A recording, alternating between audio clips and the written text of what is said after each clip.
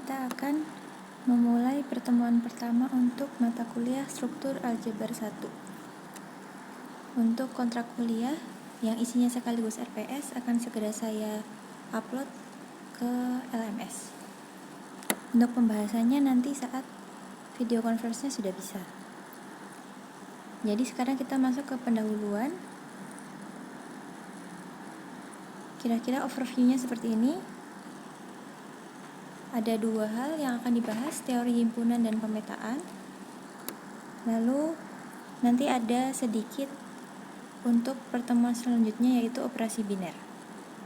Untuk teori himpunan bisa dibagi ke dalam dua subbab, yaitu kesamaan pada himpunan dan operasi pada himpunan.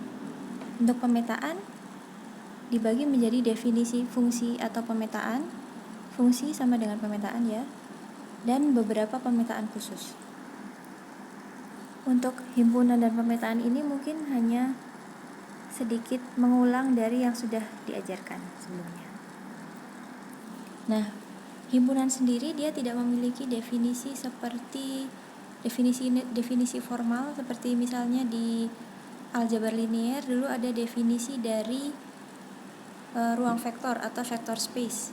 Nah, di situ ada dijelaskan secara formal sifat-sifatnya sekian. Tapi untuk himpunan sendiri tidak ada definisi formalnya. Di sini jadi hanya definisi secara naif. Himpunan didefinisikan sebagai kumpulan atau koleksi objek-objek yang berbeda. Kenapa dia tidak bisa dijadikan definisi formal? Karena pemakaiannya sendiri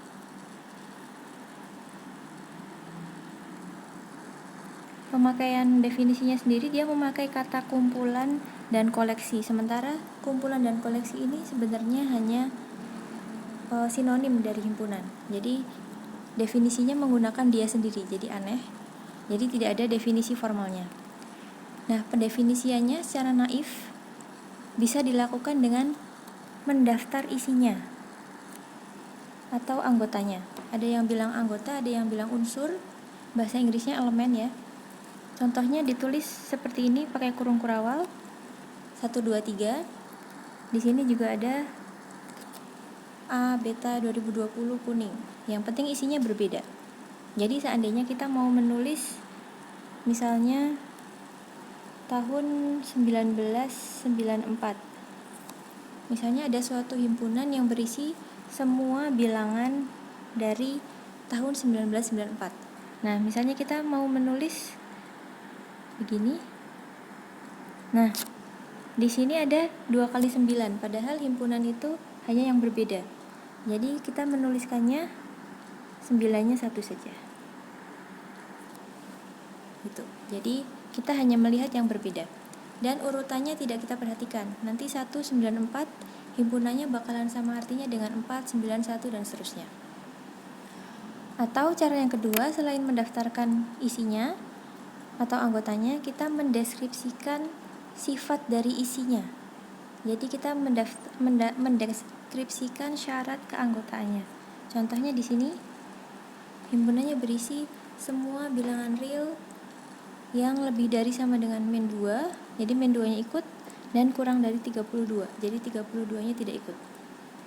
Nah, ini yang contoh kedua, N bulat positif sehingga N habis dibagi 5.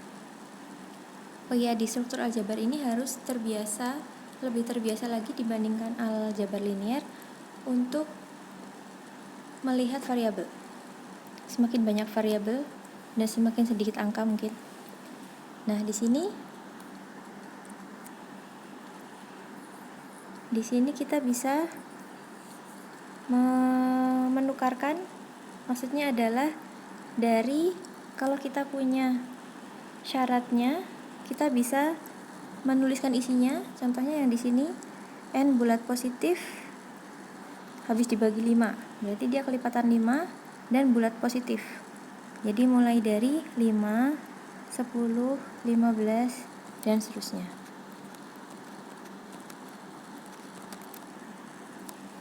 Tetapi ada kasus yang tidak bisa dituliskan isinya. Contohnya ini, karena dia isinya tidak berhingga yang tidak bisa didaftar satu-satu karena dia bilangan real. Jadi dia tidak bisa dibuka, tidak bisa dari syarat, tidak bisa ditulis daftarnya. Lalu bisa sebaliknya juga, dari keanggotanya kita bisa menuliskan syaratnya. Misalnya ini mungkin syaratnya adalah bilangan X bulat positif sehingga 1 kurang dari yang satunya tidak perlu, karena bulat positif dia pasti minimal 1, jadi X kurang dari sama dengan 3 atau X kurang dari 4 bisa. Tapi bisa juga hal yang ini aneh, himpunan ini kita belum bisa menduga syarat keanggotaannya. Jadi bisa kita balik dari pendaftaran semua anggota, bisa kita cari syaratnya, atau kadang-kadang dari syaratnya kita bisa cari anggotanya. Oke. Lalu di sini ada definisi anggota atau unsur himpunan A ditulis seperti ini. A elemen A, dan jika bukan, B bukan elemen A. Huruf Yunani dicoret. Lalu ini sebelah sininya ada himpunan kosong, itu himpunan yang tidak memiliki anggota, ditulis dengan lambang himpunan kosong ini. Lalu himpunan-himpunan yang bakalan sering kita pakai, dia didefinisikan di sini. Ini sudah lambang internasional. Bilangan asli natural numbers dia pakai N. Bilangan bulat integers dia pakai Z. Lalu rasional Q, dan bilangan real R. Dia menebal kalau misalnya pakai tulisan tangan begini saja, N yang ditebalkan tengahnya saja, Z tengahnya saja, Q salah satunya gini, dan R pinggirnya. Lalu di sini bilangan asli, untuk kita mendefinisikan bilangan asli itu dari 0 ya, 0, 1 dan seterusnya. Kalau yang dari 1 dan seterusnya, kita nulisnya bilangan bulat positif. Jadi kita nulisnya untuk bilangan yang 1 sampai seterusnya, menuliskannya bulat positif. Jadi biar tidak terdefinisikan dengan dua cara. Jadi kalau untuk 0, 1 dan seterusnya kita pakai bilangan asli. Perhatikan kalau baca buku nanti bisa dilihat dulu arti dari simbolnya, siapa tahu dia bilangan aslinya mulai dari 1. Lalu silakan didiskusikan apakah himpunan yang berisi himpunan kosong merupakan himpunan kosong. Jadi himpunan bisa berisi himpunan lagi ya. Lalu silakan sebutkan alasannya. Boleh ditulis, nanti difoto dan dikirimkan ke saya. Lalu soal kedua, kita punya A bilangan bulat kelipatan 5, lalu B kelipatan 6. Silahkan kalian tulis dulu, daftarkan anggotanya ya. Bilangan bulat berarti dia sampai negatif, jadi titik tak hingganya bisa ke kanan dan ke kiri. Lalu definisikan C adalah A plus B, di mana A elemen A dan B elemen B. Jadi C berisi jumlah dari bilangan kelipatan 5 ditambah bilangan kelipatan 6. Lalu kalian tentukan apakah satu elemen dari C. Oh ya, untuk saya bantu sedikit. Untuk A, kalau mau ditulis bisa seperti ini, 5X, di mana X bilangan bulat. Nanti B-nya bisa ditulis 6Y, di mana Y bilangan bulat. Kalau C berarti 5X ditambah 6Y, di mana X dan Y bilangan bulat. Nah, sekarang kalian tentukan apa arti satu elemen C.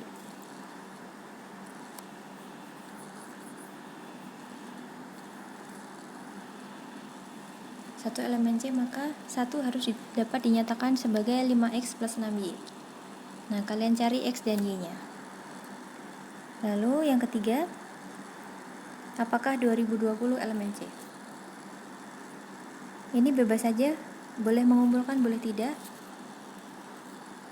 Nanti yang mengumpulkan bisa saya tambahkan ke nilai keaktifan atau untuk mengganti nilai tugas yang kurang.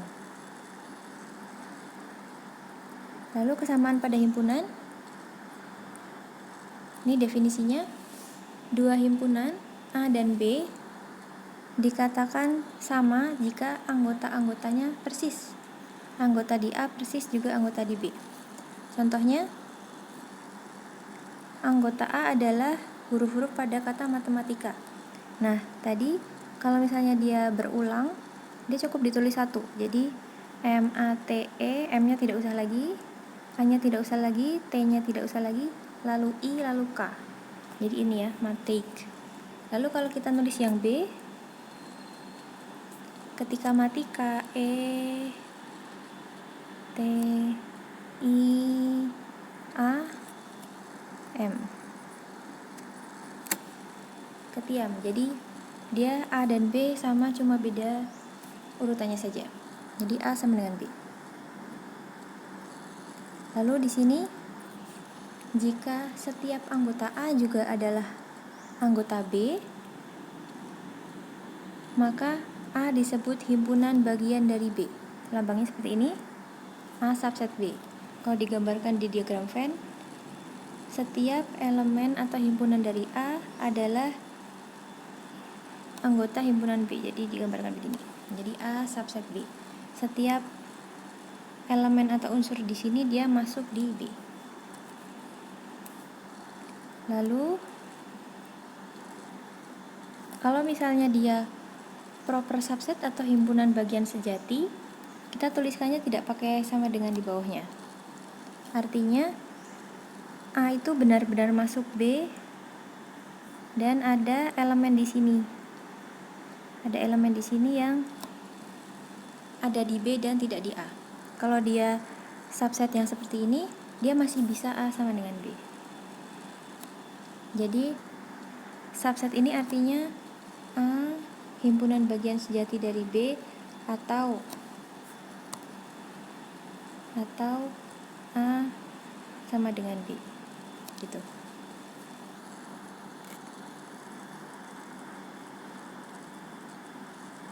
Nah, ini hal yang akan sering dipakai di struktur aljabar, membuktikan A dan B itu dengan cara A adalah subset dari B dan B adalah subset dari A.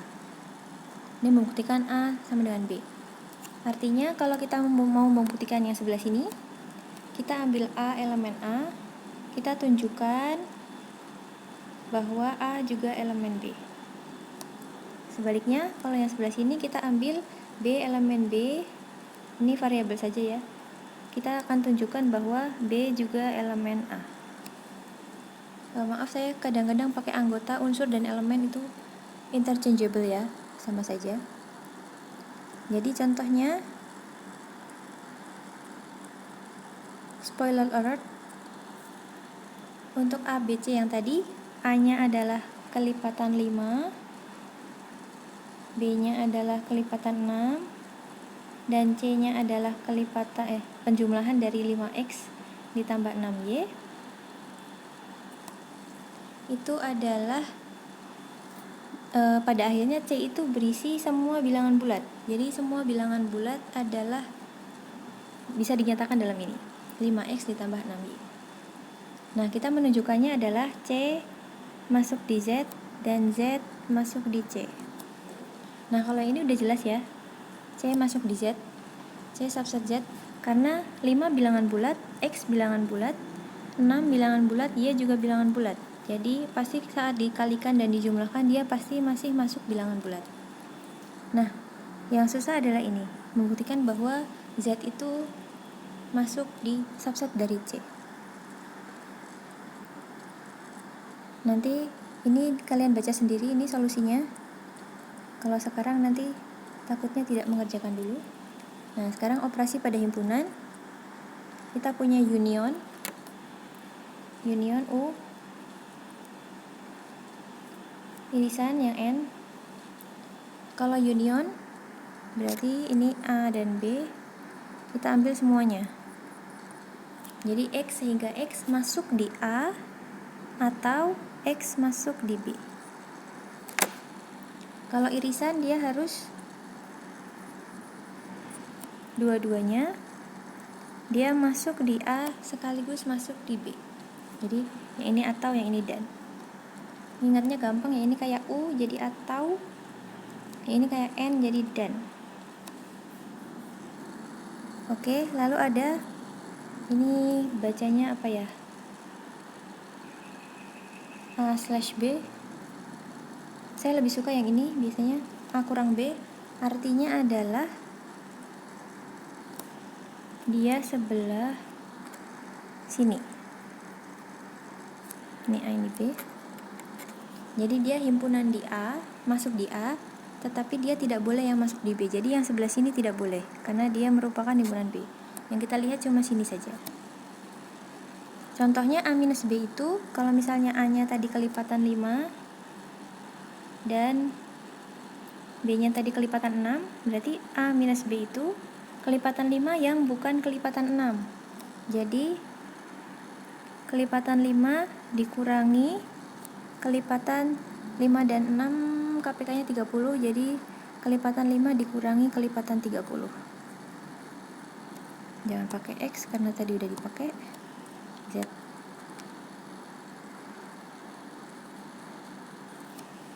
Jadi kita cari semua bilangan kelipatan 5 yang bukan kelipatan 30.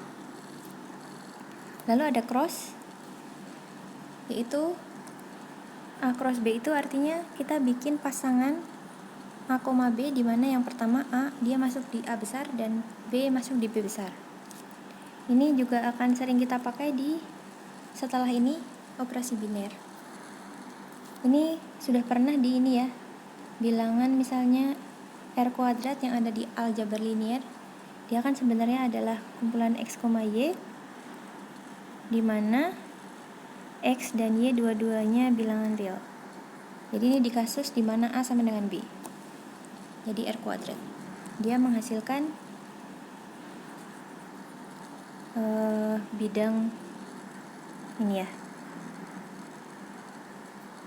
Nah, ini R kuadrat, ini bidang di sini semuanya ini R kuadrat. Jadi dia pasangan isinya titik di sini, satu titik di sini, dia dapat dinyatakan sebagai X, Y, di mana X-nya di sini dan Y-nya di sini. Oke. Nah, pemetaan itu muncul dari ini. Dalam banyak situasi kita punya himpunan, lalu kita ingin mengaitkan atau memberikan suatu atribut atau sifat pada setiap anggota himpunan itu. Misalnya di sini M-nya mahasiswa kelas 2 RSK, lalu kita berikan atribut nomor kamar setiap anggotanya. Jadi ini ditulis ini, kalian bisa tuliskan di sini. Misalnya kamarnya adalah angka dari 1 sampai 100 misalnya ya. Tulis aja misalnya Disa 7, Arbi misalnya 42, random Ayah misalnya 1, Feren misalnya 90 gitu. Dan seterusnya misalnya begini. Nah, ini kita bisa tulis tulisnya seperti ini dulu awalnya, pakai naif saja. Lalu ada perumumannya dulu. Perumumannya kita pengen sebenarnya mengaitkan atau memasangkan. Jadi kita punya himpunan A, kita ingin memasangkan dengan himpunan B. Kita pasangkan anggota di sini dengan anggota di sini. Di contoh yang tadi, di sini mahasiswa RSK, yang di sini adalah himpunan nomor-nomor kamar. Lalu kita tulis pengaitan atau pemasangan ini dengan F, disebut pemetaan atau fungsi. Menuliskannya seperti ini lambangnya, F dari A ke B. Kalau dia himpunan ke himpunan, dia panahnya seperti ini, panah biasa. Lalu kalau misalnya di sini A kita kaitkan dengan B, disebutnya adalah B-nya itu FA. Jadi penulisannya bakalan seperti ini. F dari A ke B, yang ini panahnya biasa. Tapi kalau udah isinya elemen A, ini ada lambangnya ini, B.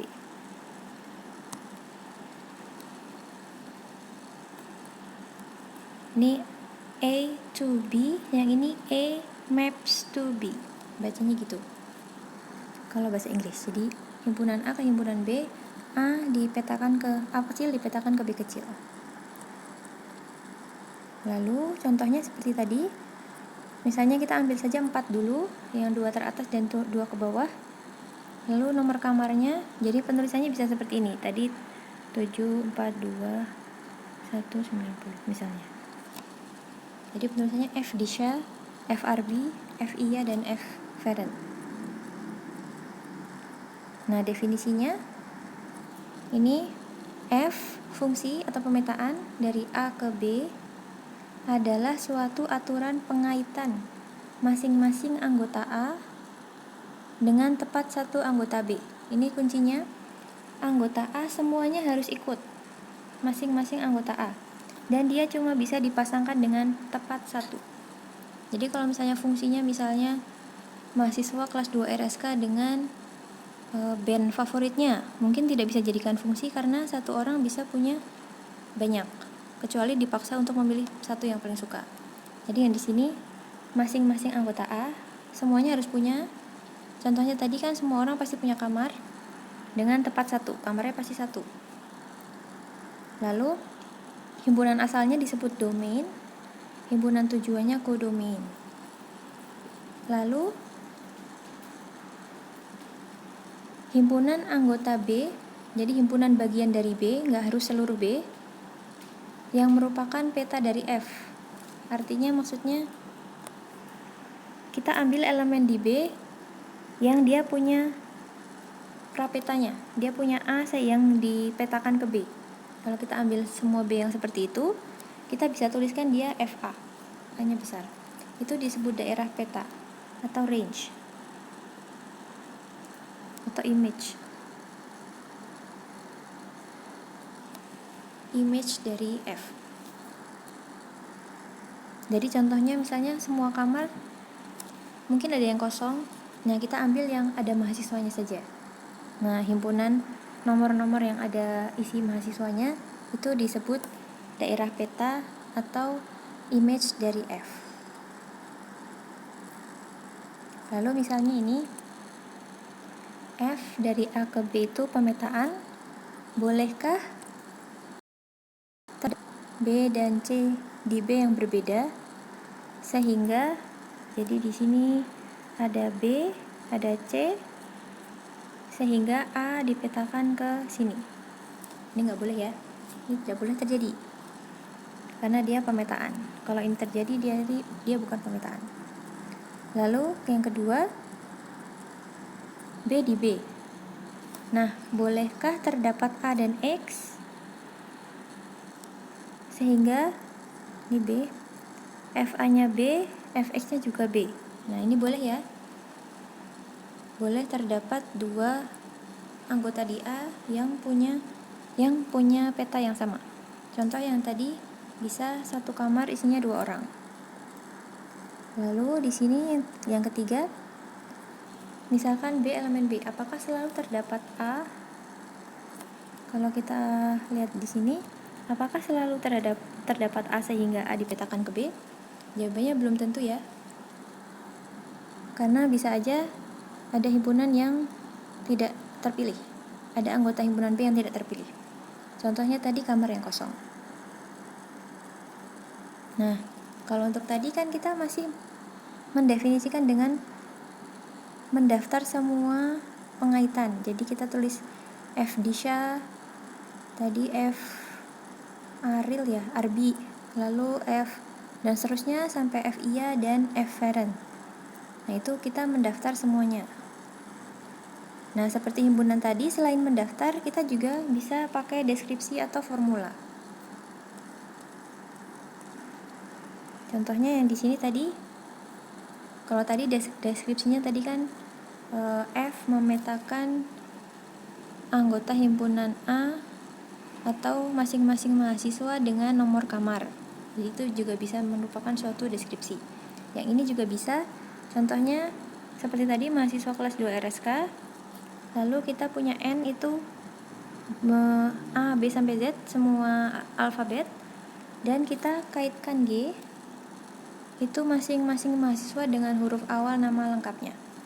Jadi nanti yang absen-absen awal bisa A, lalu B, dan seterusnya sampai terakhir ada V doang ya, nggak sampai Z gitu. Jadi bisa dikaitkan dengan aturan seperti ini. Ini masih disebutnya deskripsi. Nah, untuk yang formula seperti apa? Formula seperti ini. Nah, contohnya kita ingin memetakan dari bilangan asli ke bilangan real, yaitu X ke akar X. Jadi nanti 1, 2, dan seterusnya. Akar 1 adalah 1, akar 2 di sekitar sini, akar 3 juga di sekitar sini, akar 4 di 2 gini ya. Jadi nanti, nah seperti ini merupakan pemetaan juga.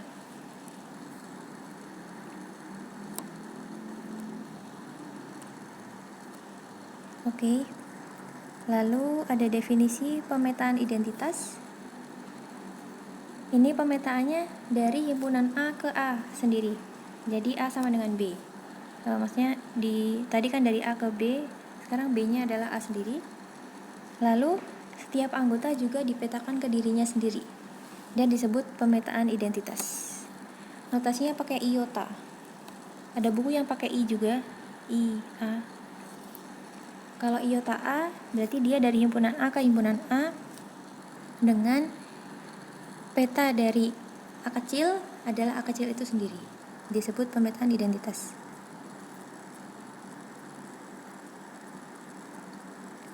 Lalu ini ada diskusi lagi. Kita punya A isinya A, B dan B isinya -1, 0, 1. Nah, buatlah suatu pemetaan dari A ke B dari syarat-syarat yang tadi, yaitu setiap anggota di A harus punya tepat satu peta. Milih di sini salah satu. Lalu dibalik, yang ini B ke A. Contoh saja. Ini lebih gampang pakai pendeskripsian aja ya. FA sama dengan sesuatu, FB sama dengan sesuatu, F-1 sama dengan sesuatu gitu. Lalu carilah banyaknya yang mungkin. Karena pasti lebih dari satu ya. Lalu yang ini juga banyaknya yang mungkin. Nah, nanti bisa diduga kalau secara umum gimana? Kalau misalnya banyaknya A itu ini artinya banyak himpunan ya, banyak anggota himpunan.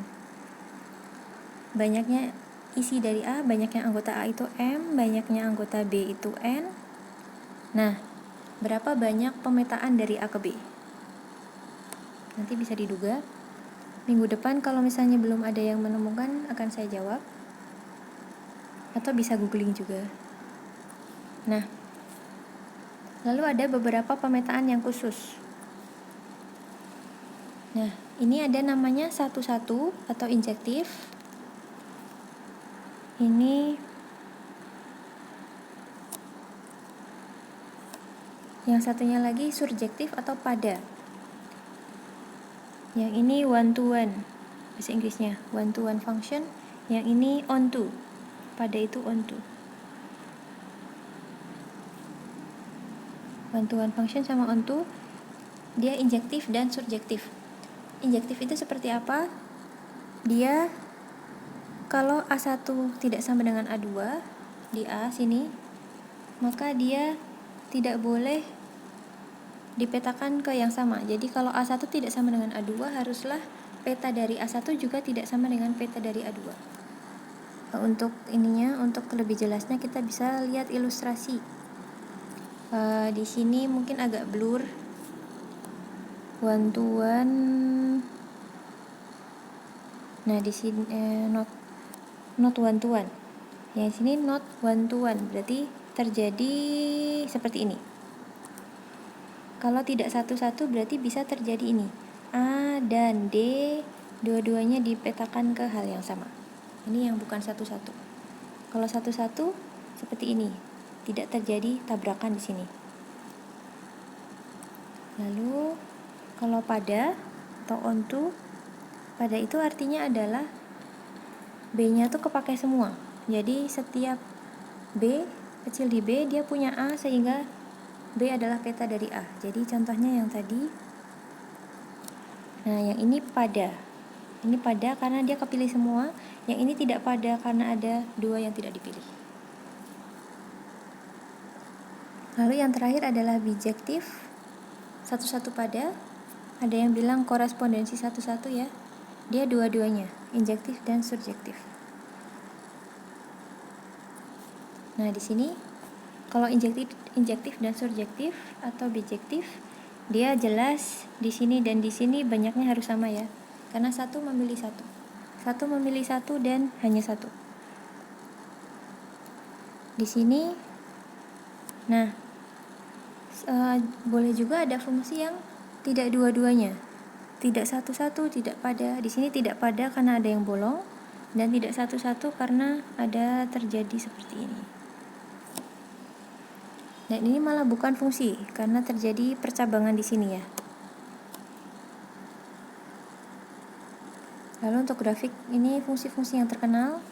Yang hitam itu cos.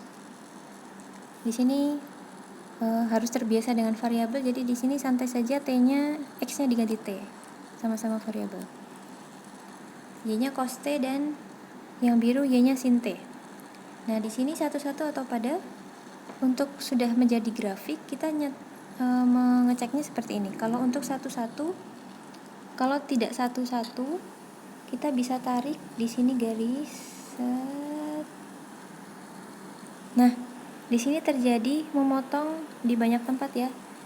Di sini satu, yang untuk yang hitam yang cos di sini dan di sini. Artinya untuk nilai x di sini mereka nilai cosnya sama. Jadi nilai cos y sama dengan cos t fungsinya tidak satu-satu. Nah, jadi kalau misalnya kita berhasil menarik suatu garis sehingga memotong grafik di lebih dari satu titik, berarti dia bukan satu-satu. Kalau pada gimana? Nah, pada ini jelas tidak pada karena mereka nilainya cuma min 1 sampai 1 ya. Kalau kita pilih aja 2 gitu, dia tidak pernah menyentuh grafik. Jadi kalau misalnya kita bisa bikin garis datar yang tidak menyentuh grafik sama sekali, berarti dia bukan pada. Jadi ini bukan satu-satu dan bukan pada. Lalu yang ini juga terkenal, dia mutlak dari X. Silahkan dicek dia satu-satu atau pada atau bukan keduanya. Yang di sini Y sama dengan X. Silahkan dicek dia satu-satu, pada atau keduanya atau bukan keduanya. Nah, sekarang tadi kita sudah punya fungsinya, kita lihat sifatnya. Sekarang carilah contoh. Bisa ada, bisa enggak ya. Nah, misalnya F itu dari himpunan A ke himpunan A, dan himpunan A nya berhingga. Bikin aja 1 sampai N misalnya. 1, 2 sampai N. Bilangan A lagi 1, 2, himpunan A lagi 1, 2 sampai N. Kita mau memetakan ini ke sini, F. Nah, bisa atau enggak kita bikin F yang satu-satu tapi tidak pada, dan pada tapi tidak satu-satu. Nah, lalu nanti tadi kan A-nya berhingga. Lalu kalau kita ganti sesuatu yang tidak berhingga, R ke R gitu. Misalnya untuk R ke R mungkin lebih gampang kita gambar grafiknya saja.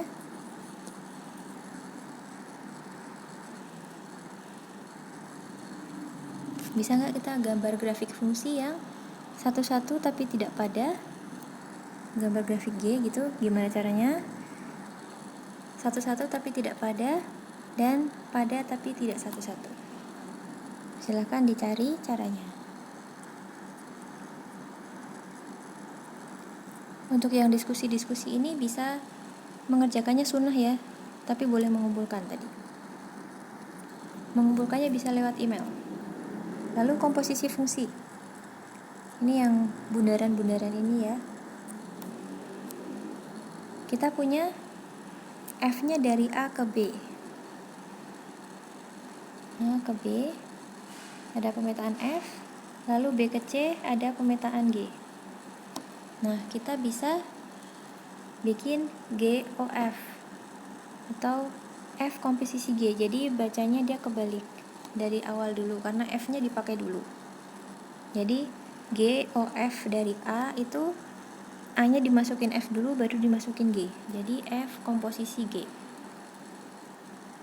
Berarti dia dari A di sini dipetakan jadi FA, dipetakan lagi menjadi GOFA di sini.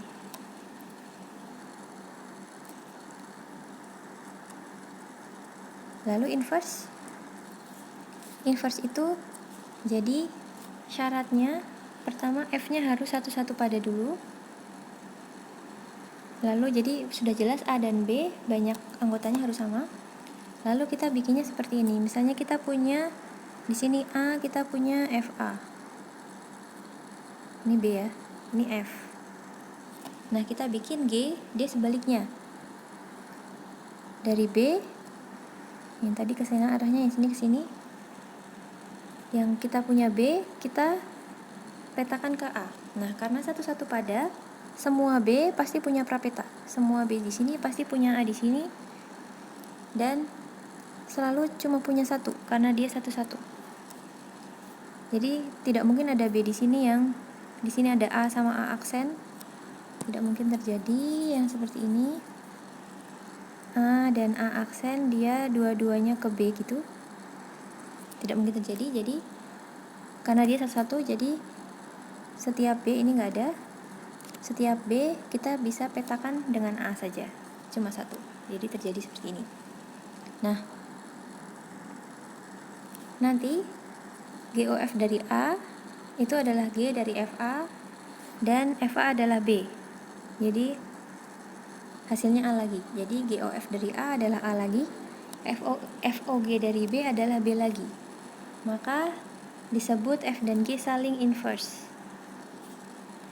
Jadi FOG dia adalah iota B atau identity di himpunan B.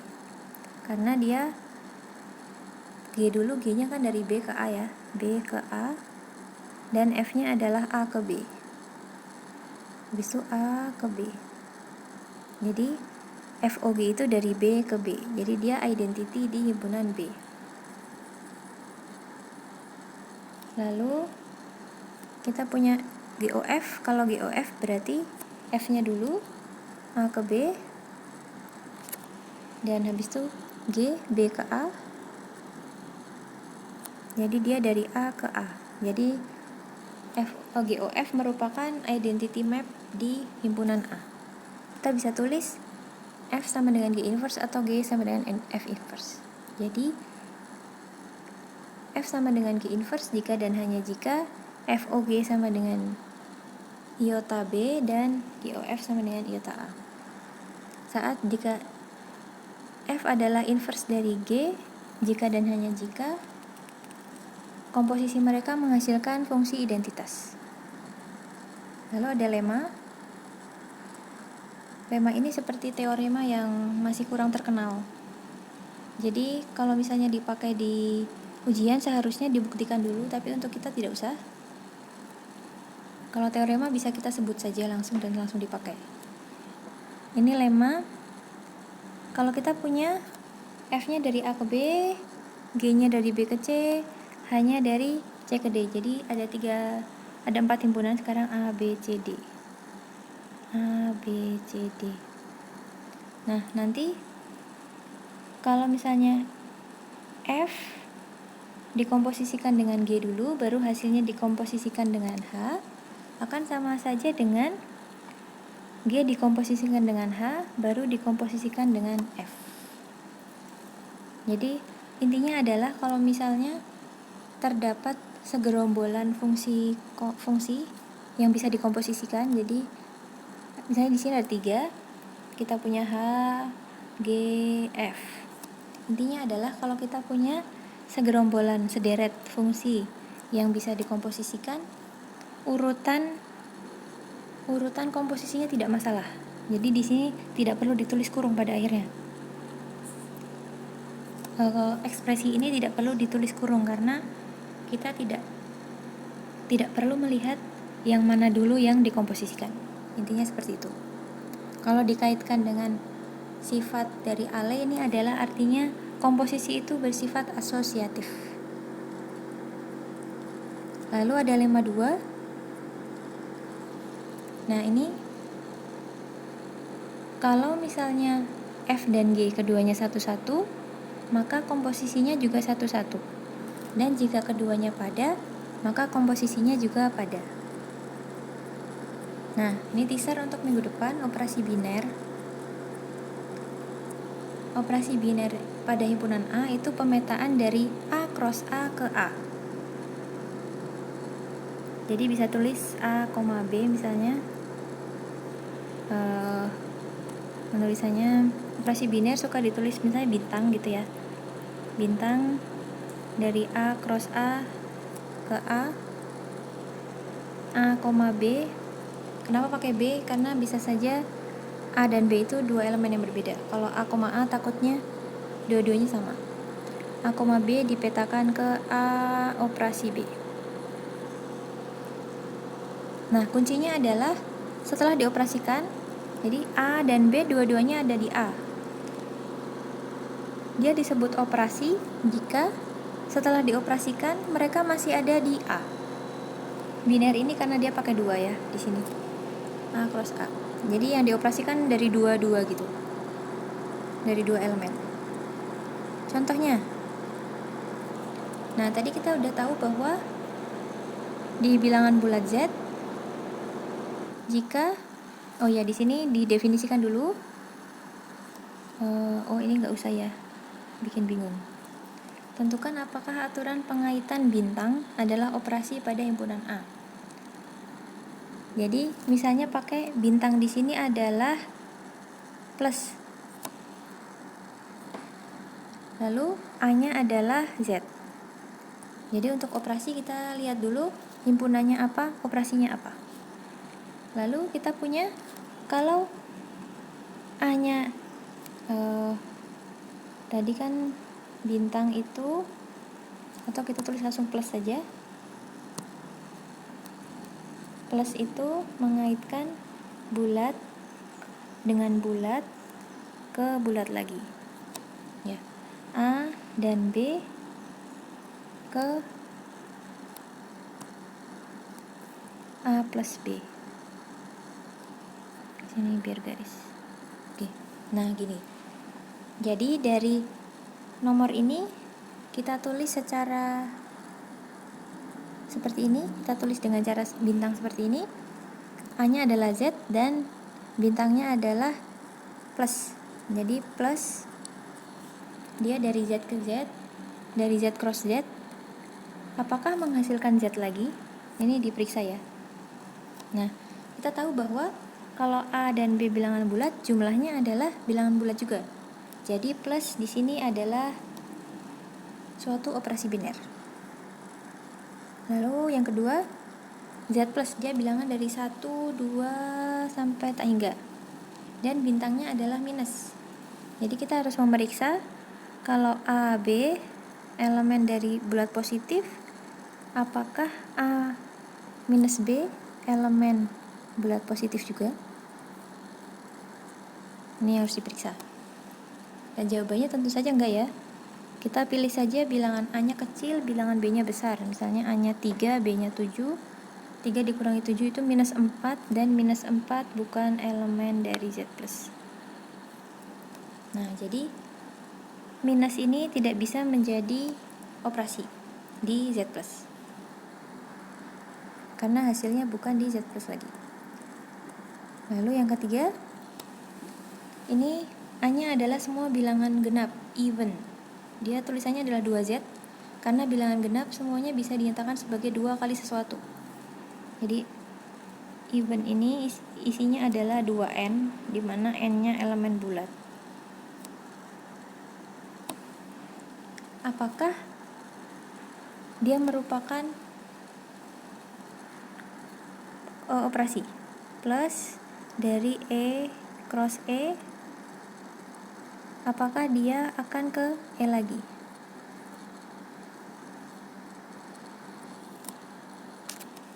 Nah, kalau E tadi isinya 2N, jadi